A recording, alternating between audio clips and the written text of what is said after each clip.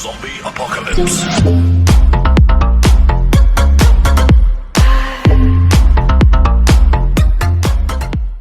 जैसे कि हम लोग जानते हैं, इंडिया की जनता डिपेंडेंट है एग्रीकल्चर पर और लगभग 50% ऑफ इंडियन पॉपुलेशन को रोज़गार मिलता है इसके कारण।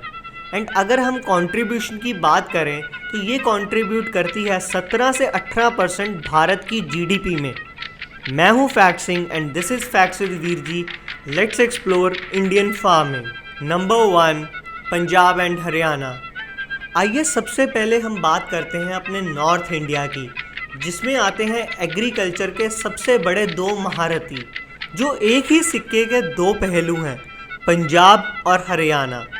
पंजाब में कुल एग्रीकल्चर लैंड है 7.739 मिलियन हेक्टेयर और पंजाब की टोटल पॉपुलेशन है 3 करोड़, जिसमें लगभग 50% आबादी तो एग्रीकल्चर से जुड़ी है।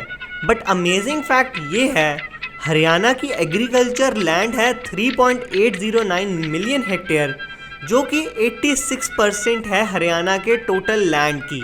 ये दोनों स्टेट्स जाने जाते हैं for the mass production in the farming of wheat यानी गेहूं, राइस यानी चावल एंड शुगर केन यानी गन्ना। और पंजाब ने तो इस साल 100 लाख टन की गेहूं की प्रोडक्शन की, जो कि एक्सपोर्ट भी हुई सारी दुनिया में।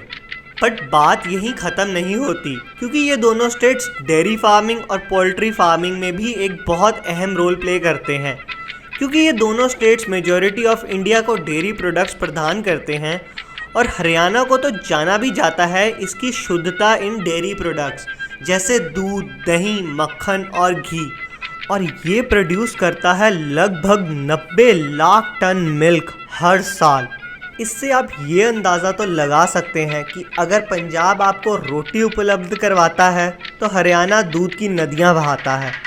नंबर 2, महाराष्ट्र।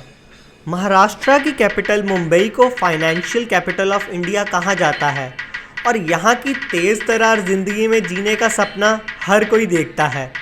पर अगर बात करें एग्रीकल्चर की तो ये हमें देते हैं 3 सबसे महत्वपूर्ण फसलें। पूरे भारत की लगभग 30% कॉटन यानी कपास की प्रोडक्शन करती है ये डेक्कन क्वीन, और यहाँ से प्रोड्यूस होते हैं वर्ल्ड फेमस नागपुरी संतरे, जो हम सबको पसंद है। एंड तीसरी फसल वो है जो हर सब्जी में डलती है और औषधि का काम भी करती है। तो आप लोग समझ ही गए होंगे कि मैं किसकी बात कर रहा हूँ। जी हाँ, मैं अनियन यानी प्याज की बात कर रहा हूँ। और आप ये सुन के हैरान हो जाओगे कि ये उत्पाद करता है 5,500 टन प्याज का, जो कि पूरे वर्ल्ड में एक्सपोर्ट होता है और देश विदेश में नासिक का प्याज सबसे पहली पसंद है। नंबर 3, असम। असम पश्चिम भारत की एक छोटी सी स्टेट है, पर यह पूरी दुनिया की उस फसल का उत्पाद करती है जिसके बिना हमारी सुबह और शाम अधूरी है। हाँ जी, तो अब बात हो रही है चाय की। हेलो फ्रेंड्स, चाय पी लो, गरम है। असम प्रोड्यूस करता है 700 million kilo ton of tea, और वो भी हर साल। और इसे जाना जाता है इसकी खूबसूरत स्टेप फार्मिंग वैली के लिए, जो कुदरत की एक अनमोल भेंट है, और इसलिए असम को टी सिटी भी कहा जाता है। पूरे भारत में 70% से ज़्यादा लोग असम की चाय पीते हैं, जिनमें से सबसे मशहूर हैं single east Assam black T, Assam black T for special occasions, organic Assam black T, daily Assam black T, Assam black T for spicy चाय और कंबूचा। नंबर 4, आंध्र प्रदेश। आंध्र प्रदेश की इकॉनमी मुख्य रूप से एग्रीकल्चर पर बेस्ड है और 60% आबादी फार्मिंग और उससे जुड़ी हुई गतिविधियों में ही लगी हुई है। राइस इस राज्य की प्रमुख खाद्य फसल है और मुख्य भोजन भी है, इसीलिए इसे जाना जाता है राइस बोल ऑफ इंडिया। और यहाँ पे प्रोडक्शन होती है 9,000 लाख टन चावल की हर साल।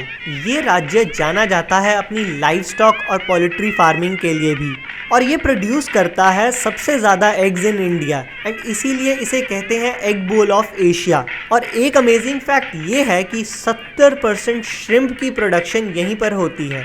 नंबर 5, उत्तर प्रदेश। हमने कई राज्यों की बात की, पर इनमें से कोई भी फार्मिंग कैपिटल ऑफ इंडिया नहीं थी। उत्तर प्रदेश को माना जाता है फार्मिंग कैपिटल ऑफ इंडिया। इस राज्य में 22.5 मिलियन टन गेहूं की पैदावार होती है 96 लाख हेक्टेयर लैंड पर। और जैसे कि मैंने बताया कि इसे फार्मिंग कैपिटल भी कहते हैं क्योंकि ये 44% फसलों का उत्पादन करता है पूरे भारत की। और एंड में मैं एक चीज कहना चाहूँगा, बिना इन मेहनती किसानों के ना हमारी घर गृहस्थी चलेगी और ना ही इस देश की economy. Let's be vocal and support our farmers in this fight for rights. And आपका क्या व्यू है इस किसान संघर्ष के बारे में कमेंट्स में ज़रूर बताना और इस वीडियो को शेयर करो ताकि लोग जान सके कि कैसे इंडियन इकोनॉमी डिपेंड करती है फार्मिंग पे। थैंक्स फॉर वॉचिंग एंड मिलते हैं अगली वीडियो में।